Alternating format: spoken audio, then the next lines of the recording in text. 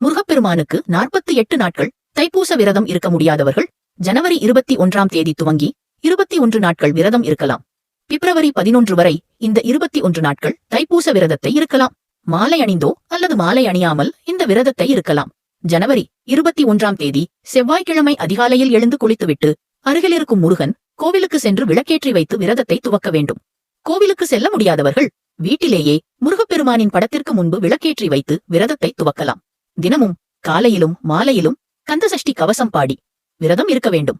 செவ்வாய்க்கிழமை சஷ்டி, கிருத்திகை ஆகிய நாட்களில் 3 முறை கந்தசஷ்டி கவசம் பாடி விரதம் இருக்க வேண்டும். இந்த விரதத்திற்கு உணவு நீர் உட்கொள்ளாமல் விரதம் இருக்க வேண்டிய அவசியமில்லை.